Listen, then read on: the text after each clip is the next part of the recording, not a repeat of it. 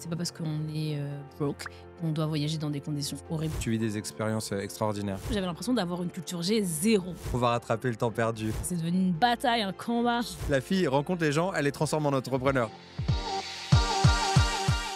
Aujourd'hui, je reçois Mariam Ndiaye, ou aka la fille aux 60 voyages ou plus. Sur combien de pays? 63 pays, du coup, un peu plus de voyages. Sur 192 15 Ouais. Oh purée. Tu es cofondatrice de Broken Abroad, comprenez fauché mais en vadrouille, littéralement la plateforme pour celles et ceux qui n'ont pas toujours les moyens de voyager et où vous pouvez trouver les offres à ne pas louper pour découvrir le monde. Ça te va comme petite page pub? Exactement, c'est ça, ouais. On est l'agence des CSP-. On veut démocratiser le voyage pour celles et ceux qui n'ont pas toujours l'occasion de parcourir le monde, s'évader ou de découvrir. C'est ça ta promesse. En quelques années, Mariam, avec tes associés, tu as levé des fonds, fait partie des startups en vue. Tu as même tapé dans l'œil du frérot Pharrell Williams. Et de Station F aussi, on va y revenir. Et pour couronner le tout, tu partages ta passion des voyages sur Insta et dans un livre nommé Voyager solo pour encourager les femmes, mais pas que, à se révéler par le voyage. Mariam, welcome on board. Hello.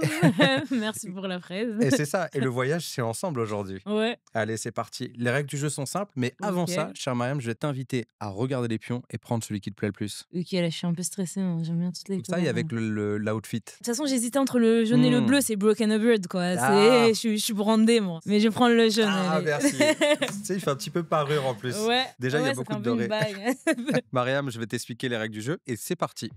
36 cases, 6 thématiques, mais aussi une case joker. Mais comment ça marche? Tu me suis?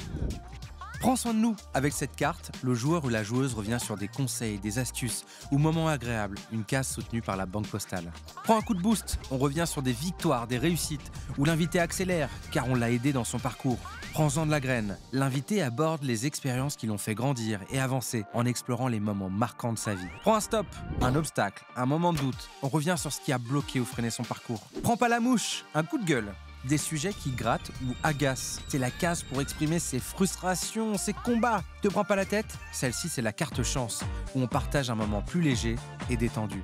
Prends la main, l'invité prend le contrôle du jeu. C'est lui qui choisit sa carte. Pour terminer la partie, mon invité devra atteindre la case « Prends ta place ». Bref, ici, personne ne perd, soit tu gagnes, soit tu apprends.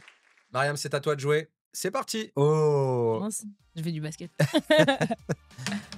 3, 1, Un, 2, deux, 3. Prends-en de la graine. En faisant de la graine. Ah, les voyages forment la jeunesse. Comme je disais, tu as voyagé dans plus de 60 pays. Quelle est la leçon de vie la plus marquante que tu as tirée de ces expériences? C'est vraiment mon école parce que j'ai appris trop de trucs en voyage. J'ai fait un bac pro secrétariat, j'avais été désorientée, etc. Et après, j'ai fait un BTS, mais j'avais pas l'impression d'apprendre énormément de choses. Et quand je suis arrivée en master, surtout, j'avais l'impression d'avoir une culture G zéro. Et en fait, justement, les voyages, moi, ça m'a formée, ça m'a ouvert en fait le possible de toute la culture G internationale. Et en fait, ma culture G, elle est unique parce que, tu vois, elle vient du Nigeria, elle vient d'Afrique du Sud, elle vient de Taïwan, elle vient, tu vois, du monde entier. Et ça, il y a plein de petits trucs des fois que je peux lancer comme ça et où, en fait, je suis la seule à Avoir connaître, la ref. à avoir la ref, parce qu'en fait, je l'ai appris en voyage. Donc, ouais, moi, ça m'a beaucoup formée. Et autre chose que ça m'a formée, c'est de toujours réussir à rebondir, surtout beaucoup bluffer, à me débrouiller beaucoup, parce que je voyage seule. J'ai l'impression que tu as fait quand même de ta vie un combat pour l'ouverture des voyages aux classes plus populaires. Ouais. Les jeunes des milieux ruraux, quartiers, Mhm. familles populaires. C'est Ouais. un de tes combats? Moi, je sais que quand j'étais plus jeune, je viens d'une famille nombreuse, j'aime bien dire une quinzaine, c'est même pas pour dire un chiffre, ouais, une Arrondi. quinzaine. On est beaucoup chez moi. Mes parents, ils sont ouvriers, ma mère, elle est femme de ménage, mon père, il faisait du ménage, il faisait des vitres. Pause. Tu peux plus nous vendre ça, ma sœur. Ils sont dans tous tes Dans voyages tous mes voyages, maintenant. mais attends, mais ils sont toujours en train de faire du ménage pour le coup. Mais tu les as régalés là. Ouais, On non, les voit dès souvent dans qu'on tes peut, stories. mais pour dire que, ils avaient pas forcément l'argent pour nous faire voyager quand on était plus jeunes. Et moi, mes meilleurs voyages quand j'étais plus jeune, c'était dans le 93. Moi, j'ai abusé avec la banlieue. Tu sais que moi, quand j'étais plus jeune, je pensais que j'étais banlieusarde. Quand Kerry James chantait banlieusarde, je pensais que c'était pour moi, C'est- alors que j'habitais en plein Alors que t'étais dans Paris. Paris. Et tu m'as dit même un jour Non. que t'étais même jamais allé voir la Tour Eiffel. Ouais, Alors que t'étais j'habitais à côté, ouais. dans le 15e, Ouais, genre. ouais, j'habitais dans le C'est fou. 15e, pas très loin en plus. S'il n'y a pas quelqu'un qui te guide, quelqu'un qui Te t'ouvre dire, la ouais, porte. tiens, on y va, tu vas pas y penser, quoi. Et donc, en fait, oui, ils avaient pas forcément les moyens pour nous faire voyager. Donc, on voyageait généralement chez nos cousins, etc., dans 93 et tout. Nous, on pensait pas que c'était triste, mais avec du recul, tu t'en rends compte parce qu'à la rentrée, à chaque fois, les profs, ils disaient alors, chacun doit raconter ses vacances et tout. Tu sais, les gens, ils étaient là, ouais, j'étais à Etretat, j'étais. Tu sais, Ouais. des trucs Pour toi, c'est des trucs de fou. Et toi, à la fin, tu commences à mentir, tu vois. J'étais en Espagne, t'as jamais mis un pied en Espagne, tu vois. Mais C'est pour oui. pas avoir l'air moins Mais privilégié. c'est ça, parce que tu te Tu dis, te en fait, protèges. la première fois, tu as dit j'étais chez ma cousine en 93, ça fait 2 fois que tu le dis, 3 fois que tu le dis. Du coup, après, au bout d'un moment, je pense que ça crée quand même une petite frustration. Donc, moi, quand j'ai pu voyager via l'école, etc., parce que j'ai fait des échanges internationaux, des stages, etc., donc j'ai vraiment essayé de prendre toutes les options pour pouvoir voyager. Je me suis rendu compte de la richesse du voyage. Je me suis dit que c'était encore plus triste que tout le monde n'y ait pas accès. Et c'est pour ça que Que c'est devenu une bataille. c'est devenu une bataille, un combat. Cher Mariam, je te laisse poursuivre et Ok. lancer le dé. J'espère que je vais faire un 6. Eh, le malaxe, on dirait Non, que mais ça va changer j'espère que quelque je vais chose. faire un 6 en fait. J'aime pas faire Elle des a petits trop envie de chiffres. partir déjà.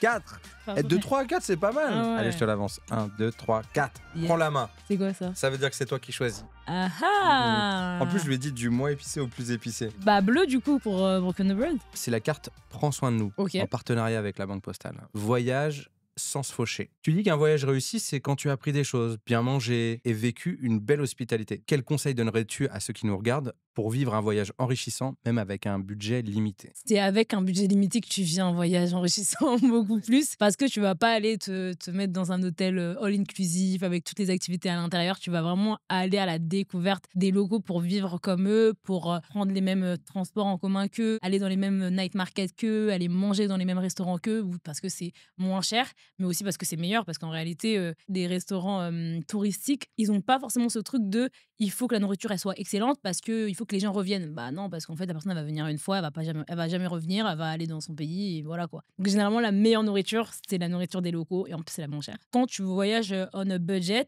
au final, t'es beaucoup plus proche des gens. Par exemple, tu vas pas forcément prendre une voiture pour toi tout seul, donc tu vas te fondre avec les locaux, discuter avec eux, leur demander ta rue, etc. Donc moi, je pense que le conseil que je donnerais pour, même si on a de l'argent, pour être plus proche des locaux, avoir plus d'authenticité dans son voyage, c'est de se laisser un peu de freestyle dans son voyage. C'est bien d'organiser le voyage, de se dire ok, je veux voir ça, ça, ça, mais quand même laisser une place au freestyle pour pouvoir demander aux locaux de te donner des conseils, pour pouvoir parler et pas se dire quand il y a un local qui va te dire non, tu devrais pas aller sur cette plage, tu devrais aller sur l'autre, te dire ah non, je voulais absolument faire cette photo sur cette plage. Tu vois, inutile parce que si lui te conseille, en fait, tu vas peut-être vivre une expérience beaucoup plus authentique et rencontrer des personnes là-bas, laisser un peu la place aux découvertes. Donc, ouais, juste laisser une part de freestyle, être ouvert aux locaux et sourire dans la rue. Ça marche, hein. C'est vrai, hein. Ouais. Plus tu descends, en fait, déjà l'espace entre la France et l'Espagne, les Ouais. gens sourient. Ouais, ne pas hésiter, quoi. Le soleil, ça joue quand même hein, sur C'est le moral vrai, des c'est gens. vrai. T'as les bons arguments quand même, je trouve, Ouais. pour sortir des sentiers battus. Allez, on continue. C'est parti, j'espère qu'on va sur ça. Ouais, on est sur une bonne lancée, je trouve. Hein. Yes, Ah, mais je vais que dans l'ordre, c'est trop bien. La fille fait que 3, 4, 5, 6, ça va 27.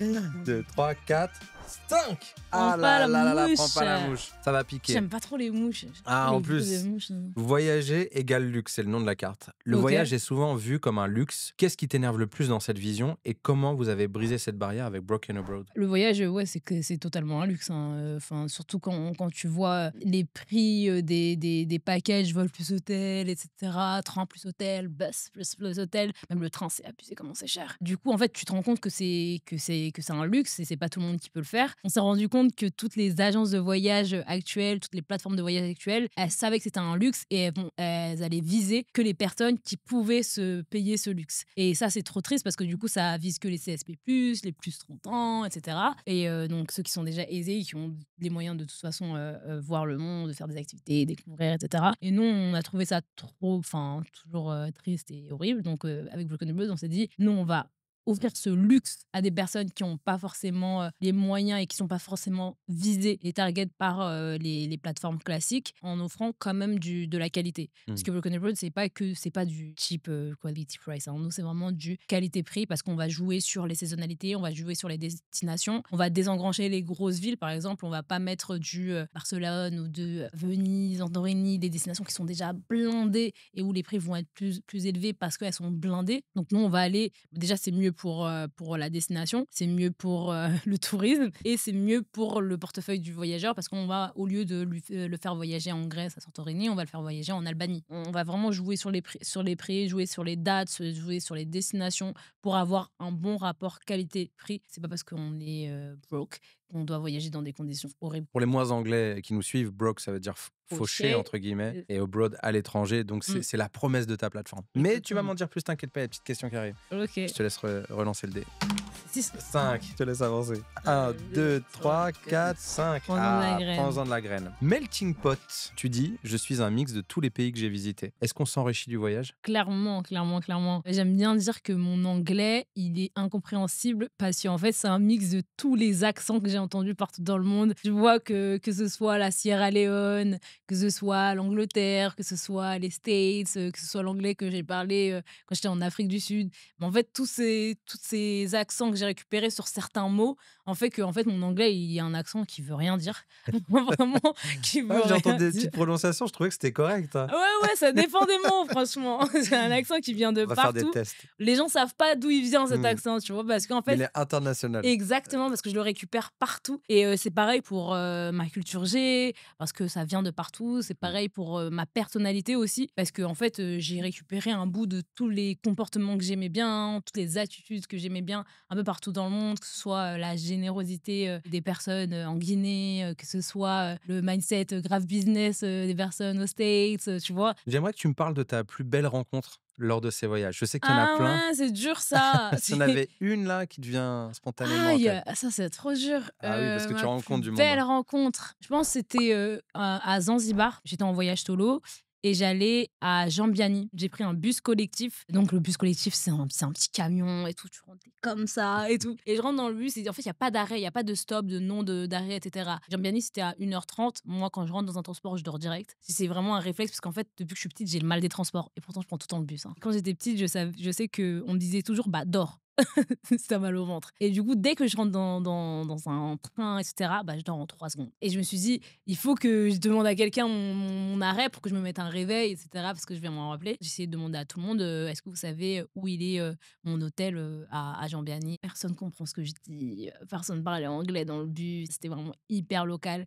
Et je me dis, ah voilà, je suis dans la merde, parce que je sais pas où je vais m'arrêter. Et à un moment, il y a une dame qui entre, elle s'appelait Ki, et en fait, à chaque personne qui rentrait, je demandais, est-ce que tu parles anglais? Elle me dit oui. Et en fait, il s'avérait qu'elle était prof d'anglais dans une école maternelle. Je lui demande, je lui parle de mon hôtel, je lui dis que je sais pas où m'arrêter. Elle me dit, ah bah c'est trop drôle parce que c'est là où je m'arrête moi, c'est juste en face de ma maison et tout, donc trop fou. Et du coup, donc, je descends avec elle, on parlait, elle me disait qu'est-ce que j'avais goûté à Zanzibar. Et je lui ai dit qu'en fait, il y avait un plat que j'aimais trop, c'était le chapati, c'était le pain local à Zanzibar. Et donc, elle me dit trop drôle, en fait, moi, je vais en faire aujourd'hui en plus, donc si tu veux, je pourrais t'en donner. Je dis, bah non, en fait, c'est mieux que moi je vienne et que je cuisine avec toi parce que moi j'aime trop cuisiner avec les gens. Et après, bah, je suis venue 1 heure après, on a cuisiné ensemble, on a passé un super bon moment. Elle m'a raconté que elle faisait plein de choses, bah, elle était mère, qu'elle avait aussi une petite boutique, elle avait en fait juste derrière sa maison, elle avait une arrière-boutique où elle vendait en fait des produits, par exemple du riz, du sel. Et elle était aussi prof. Je me suis dit c'est fou parce qu'elle fait 150 trucs, etc. Pendant qu'on faisait la recette, elle m'expliquait tellement bien les étapes de la recette, etc. Alors qu'elle avait même pas forcément, elle était pas obligée, tu vois, de faire ça. Moi, combien de fois j'ai pris des cours de cuisine à l'étranger où j'ai payé super cher pour avoir les cours de cuisine et elle me faisait le cours gratuit comme ça et je trouvais ça trop abusé. Du coup, à un moment, je lui dis, mais en fait, t'expliques super bien. Le cours, il est encore mieux que quand je paye des cours pour faire des cours de cuisine. Et elle m'a dit, bah oui, que en fait, elle est passionnée de cuisine, etc. Et je lui dis, mais en fait, tu sais ce qu'on devrait faire? Tu devrais ouvrir, tu vois, un cours de cuisine à Jambiani pour que, en fait, dès qu'il y a des touristes qui viennent, ils apprennent à faire à manger avec toi. Et elle était trop partante. Le même jour, hein, j'ai contacté un guide que j'avais rencontré à la capitale. Ils se sont connectés et depuis, ils lui envoient des clients et elle a fait des cours de cuisine avec. Elle se fait plein d'argent. Magnifique. Ouais. Très belle rencontre. Comme quoi, Mhm. quand tu sors un petit peu des sentiers battus et surtout que tu fais l'effort d'aller rencontrer les gens sur Exactement. place, tu vis des expériences C'est ça. extraordinaires. Et tu crées des business. C'est ça. La fille rencontre les gens, elle les transforme en entrepreneurs. Exactement. Du coup, maintenant, qui est ta station F? Bon, Mariam, il est temps que tu relances ce dé. Ok, j'espère que c'est un 6 cette fois. Ah, Non, c'est mais pas vrai, tu mets qu'est-ce des qui se vrais passe? chiffres, tu te rends pas compte. Hein. Ah ouais 1, 2, 3, 4, 5. Prends soin de nous à nouveau par nos amis de la Banque Postale. Pharrell! Madame remporte avec son équipe le Black Ambition Prize de Pharrell Williams. Comment on arrive à convaincre des Américains? C'est quoi les clés du succès? Si tu devais donner 2-3 Conseil pratique. Avoir un storytelling solide sur son produit, sur son histoire et sur où on veut aller. Ils misent beaucoup sur le porteur de projet. Pour eux, c'est très important parce que tu peux avoir une super idée, mais si tu l'as dit en bafouillant, en n'étant pas sûr de ce que tu dis, ils accrochent pas. Au moins 40% sur la personnalité et sur la façon dont tu racontes ton projet. Ensuite, sur quand même des chiffres. Enfin, il faut quand même que tu aies un produit, que ça marche, que tu as Des un proof preuves. of concept. Ça, pour moi, c'est un peu, genre 30%. Il reste 30% de swag. Swag. Il reste 30. Le flow, les gars. Mais donc, ça fait quoi de rencontrer Pharrell et de se sentir soutenu par un grand frère comme ça? Bah, franchement, ça fait super plaisir parce que c'est vrai que Broke, nous, en fait, on est beaucoup, enfin, les cofondateurs de Broken Bird, nous, on s'est toujours soutenus entre nous. On a lancé Broken Bird à trois, ça fait 5 ans qu'on est ensemble, tellement on se soutenait beaucoup tous les trois, on n'avait pas l'impression d'avoir besoin d'aller chercher du soutien ailleurs. Pendant peut-être 2-3 ans, on n'a cherché aucun soutien extérieur parce qu'on avait l'impression de s'auto-suffire. C'est pas parce que c'était pas du tout de la prétention ou parce que on se pensait qu'on avait besoin de personne. C'est juste que nous, on se rendait pas compte qu'il y avait des gens dehors qui pouvaient nous aider, qui pouvaient nous pousser. On était là, tu vois, un peu en mode on se débrouille, on va trouver les solutions nous-mêmes. Et se rendre compte qu'en fait, dehors, c'est possible de trouver des gens qui peuvent nous accompagner. Je pense par exemple à Laetitia Fall avec l'Afrolab qui nous ont accompagnés pour accélérer au départ de Broken Bird et qui nous a un peu mis le pied à l'étrier pour connaître un peu tout ce qui est écosystème entrepreneurial. On connaissait pas du tout les incubateurs, tu vois, avant. Tu vois, on savait même pas que ça existait. Et Pour te aujourd'hui, dire. c'est un peu ton rôle aussi de guider ceux qui ont envie d'entreprendre en leur Exactement. donnant un peu les chemins empruntés? C'est ça, c'est pour ça aussi que, enfin, on poste, tu vois, ce genre de victoire sur les réseaux sociaux. Il y a plein de choses qu'on a fait, qu'on n'a pas posté, mais quand on a des victoires comme ça, bien impactantes, on se dit quand même qu'il faut qu'on poste pour donner un peu ce petit brin d'espoir Ouais, ce petit nuage, quoi. c'est ça, aux autres entrepreneurs qui nous ressemblent et qui se disent, ok, si eux ils l'ont fait, c'est possible parce que voilà, c'est des petits comme nous. Mais oui, c'est vraiment ça. C'est pour ça que enfin, on essaie de quand même mettre en avant ce qu'on fait et montrer que c'est possible et donner un peu les clés de comment faire pour que ça devienne possible. Ces clés pratiques, c'est vrai qu'on les découvre en te suivant. Mais on va y revenir sur les autres apprentissages. Je te laisse poursuivre. Allez. Yes. 6. Yes. Ah là, ça y est, elle veut se barrer. Euh. 6. Ouais. Prends la main, c'est à toi de choisir. Ok. J'ai toujours pas testé le verre. Hein. C'est vrai que t'as pas testé le Ouais. verre. Prends un coup de boost. La famille. Tu fais partie d'une famille nombreuse, tu dis une quinzaine, moi j'ai noté 15. Et cette famille semble avoir joué un rôle dans ta passion pour le voyage. Si je dis pas de bêtises, c'est même une tontine familiale qui va te permettre de faire ton premier voyage au Sénégal. Déjà, j'aimerais bien que tu nous dises ce qu'est une tontine pour ceux qui connaissent pas le principe et comment cette dynamique familiale a-t-elle influencé ton envie de découvrir le monde. Une tontine, c'est un genre d'épargne collaboratif. 10 personnes vont se réunir et vont tous les mois mettre une somme, un montant donné. Donc, par exemple, on met 100 € par mois et chaque mois, une personne récolte tout le pactole. Et en fait, ça te permet de pouvoir avoir ton argent rapidement parce qu'au final, c'est juste ton épargne. Hein, tu gagnes pas de l'argent en plus, mais de pouvoir disposer de ton argent beaucoup plus rapidement. Si tu as un projet, par exemple, en juin, tu as besoin d'aller au Sénégal, tu n'as que 300 € sur ton compte, tu peux prendre ta tontine en juin, alors que tu n'as mis que 300 € au total, et continuer à payer les 100 € jusqu'à l'année prochaine. Et au final, tu auras mis les 1000 €, mais tu auras pu disposer de ces 1000 € en avance pour pouvoir payer ton voyage. C'est cette tontine qui va te permettre de concrétiser ton premier voyage. Oui, c'était mes parents qui faisaient, enfin, c'était ma mère qui faisait une tontine pour qu'on puisse justement voyager